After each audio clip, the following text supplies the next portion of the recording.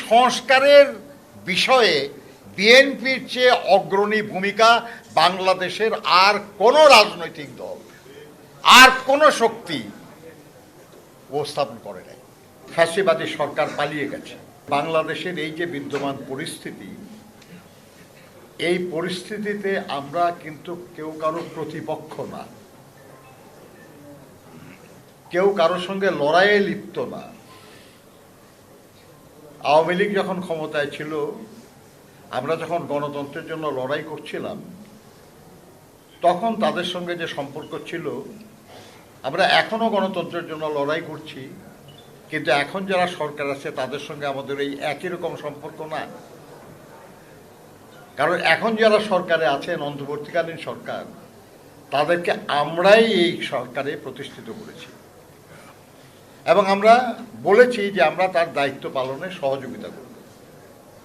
এই সরকার লড়াইয়ের বিজয়ের পরে গঠিত সরকার। এই সরকারের নেতৃত্বে আমরা লড়াইয়ে বিজয় করি নাই, আমরা নিজেরা লড়াই করে বিজয়ী হয়েছি এবং এই লড়াইয়ের জন্য দীর্ঘ সময় ধরে প্রস্তুতি নিতে হয়েছে, ক্ষেত্র প্রস্তুত করতে হয়েছে। জাতিসংঘের রিপোর্ট অনুযায়ী প্রায় 1800 মানুষ গুম হয়েছে, সহস্রাধিক মানুষ খুন হয়েছে, লক্ষ লক্ষ মানুষের বিরুদ্ধে মিথ্যা মামলা দিয়ে হয়রানি করা হয়েছে। বাংলাদেশের এমন কোনো গ্রাম নাই, এমন কোনো পাড়া নাই যেখানে আওয়ামী ফ্যাসিবাদী সরকারের হাতে নিগৃহীত মানুষ নাই। সম্ভবত এমন কোনো গোরস্থানও নাই যেখানে তাদের হাতে খুন হওয়া কিংবা আহত হয়ে মৃত্যুবরণ করা মানুষের কবর নাই। এই যে দীর্ঘ লড়াই, এই দীর্ঘ লড়াইয়ের একটা পরিণতি হলো জুলাই আগস্টের ছাত্র শ্রমিক গণঅভ্যুত্থান। এর মধ্য দিয়ে স্বৈরাচারী শাসক যারা ফ্যাসিবাদে রূপান্তরিত হয়েছিল, তাদের পতন হয়েছে। RICL TMX, যুগের পর যুগ স্থাপনা থাকে মজবুত। এবং এই পতন হয়েছে যে লড়াইয়ের মাধ্যমে, এটা ছিল এক দফার আন্দোলন। আপনাদের মনে আছে যে বাংলাদেশের রাজনৈতিক দলগুলি অনেক আগেই এক দফার দাবি জনগণের সামনে উপস্থাপন করে তার ভিত্তিতে আন্দোলন করেছে।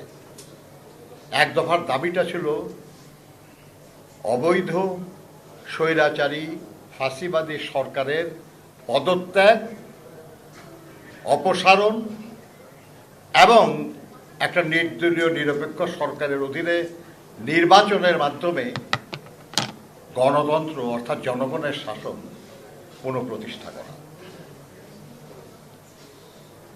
আমাদের এই এক দফার, এবং শেষ পর্যন্ত আপনারা দেখবেন যে ছাত্ররা যে আন্দোলনটা শুরু করেছিল, তারা প্রথম 9 দফার দাবিতে আন্দোলন শুরু করেছিল, রাজনৈতিক দফা।